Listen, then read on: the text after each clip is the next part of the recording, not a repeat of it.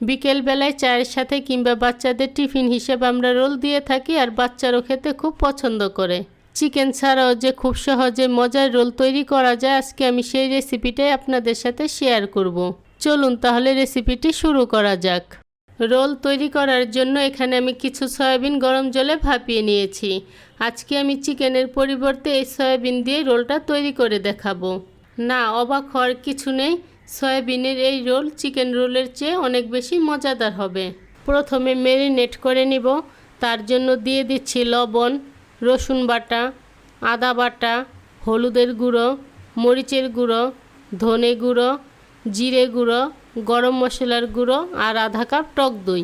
সবগুলো মশলাই আমি আধা চা চামচ করে দিয়েছি। এখন ভালো করে মেখে 10 মিনিটের জন্য রেখে দিব।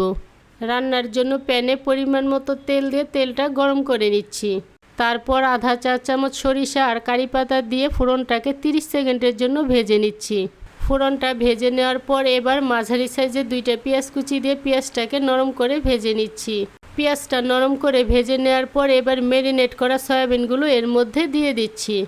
এখন চুলার আঁচটা মিডিয়ামে রেখে সয়াবিনগুলোকে আমি রান্না করে নিব। প্রায় 10 মিনিট মিডিয়াম আঁচে রান্না করে নেওয়ার পর এবার এর মধ্যে 2 টেবিল চামচ টমেটো সস দিয়ে ভালো করে মিশিয়ে নিচ্ছি। সয়াবিনগুলো এমনভাবে রান্না করতে হবে যাতে জুসি ভাবটা বজায় থাকে। রান্নাটা আমার হয়ে গিয়েছে, এখন নামিয়ে নিচ্ছি। রোলটা তৈরি করার জন্য এখানে আমি কিছু পরোটা আগেই রেডি করে নিয়েছি। এবার এর মধ্যে দিয়ে দিচ্ছি রান্না করে নেওয়া সয়াবিন। সয়াবিনের উপর দিয়ে দিচ্ছি পেঁয়াজ কুচি, গাজর কুচি, কাঁচামরিচ কুচি, আগে থেকে ভেজে রাখা ডিম, টমেটো সস, বিট লবণ, চিলি ফ্লেক্স, চাট মশলা আর লেবুর রস দিয়ে রুটিটাকে পেঁচিয়ে টুথপিক দিয়ে গেঁথে দিচ্ছি। ব্যাস তৈরি হয়ে গিয়েছে সয়াবিন দিয়ে মজাদার রোল। চিকেন ছাড়া মজাদার এই রোলটি বাড়িতে একবার হলো ট্রাই করবেন, আর কেমন হয়েছে তা আমাকে কমেন্ট করে জানাবেন। আজকের মতো এখানেই বিদায় নিচ্ছি। দেখা হচ্ছে পরবর্তী বুধবারে।